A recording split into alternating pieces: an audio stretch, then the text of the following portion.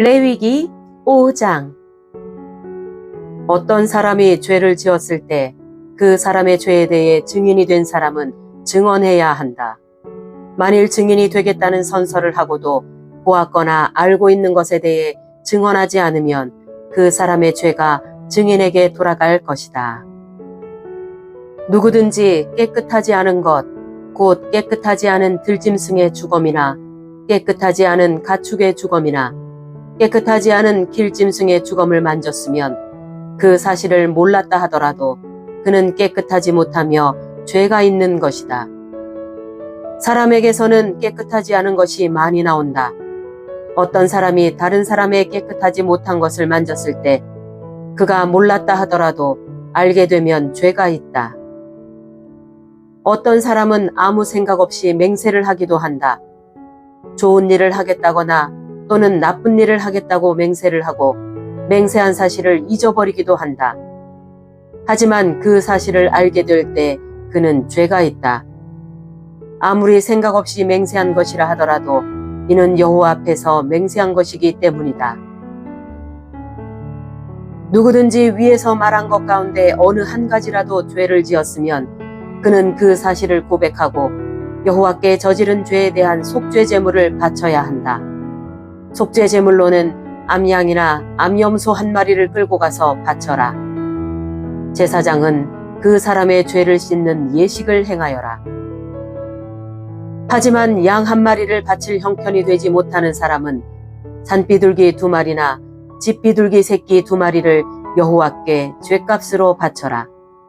한 마리는 속죄 제물로 바치고 다른 한 마리는 번제물로 바쳐라. 그 사람이 새들을 제사장에게 가져오면 제사장은 먼저 그 가운데서 한 마리를 죄를 씻는 속죄 제물로 바쳐라. 제사장은 그 새의 머리를 비틀어 꺾되 목이 몸에서 떨어져 나가게 하지는 마라. 제사장은 그 속죄 제물의 피 가운데서 얼마를 제단 둘레에 뿌려라. 그리고 나머지 피는 제단 아래에 쏟아라. 이것이 속죄 제물이다. 그런 다음에 제사장은 2번째 새를 규례에 따라 번제물로 바치고 그 사람을 위해 죄를 씻는 예식을 행하여라. 그러면 그가 용서를 받을 것이다. 하지만 산비둘기 2마리나 집비둘기 새끼 2마리도 바칠 형편이 되지 못하는 사람은 온 곡식가루 10분의 1 에바를 죄를 씻는 제물인 속죄 제물로 바쳐라. 그것은 속죄 제물이므로 가루에 기름을 섞거나 향을 얹지 마라. 제물을 바치는 사람은 그것을 제사장에게 가져가거라. 제사장은 전체를 바쳤다는 표시로 그 가루를 한 줌 쥐어서 불에 태워 바치는 화제물과 함께 제단 위에서 태워라. 이것은 속죄 제물이다. 그렇게 해서 제사장은 그 사람을 위해 죄를 씻는 예식을 행하여라. 그러면 그가 용서를 받을 것이다.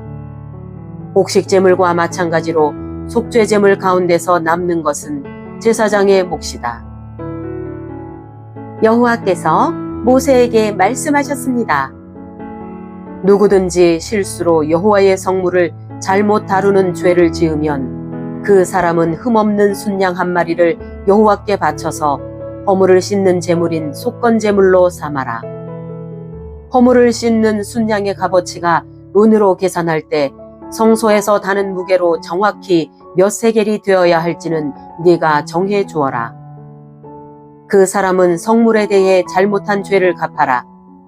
그는 그 값어치의 5분의 1을 더해서 그 모든 것을 제사장에게 주어야 한다. 그러면 제사장은 그 사람을 위해 속건 제물로 바친 순양을 가지고 죄를 씻는 예식을 행하여라. 그러면 그가 용서를 받을 것이다. 누구든지 여호와께서 하지 말라고 하신 일을 해서 죄를 지으면 그가 그 사실을 몰랐다 하더라도 그에게는 허물이 있는 것이니 그는 자기 죄값을 치러야 한다. 그는 제사장에게 내가 정해준 값어치에 허물을 씻는 속건 제물을 가지고 가야 한다. 그 제물은 속건 제물로 알맞은 흠없는 순양으로 하여라. 제사장은 알지 못하고 저지른 그 사람의 잘못을 씻는 예식을 행하여라.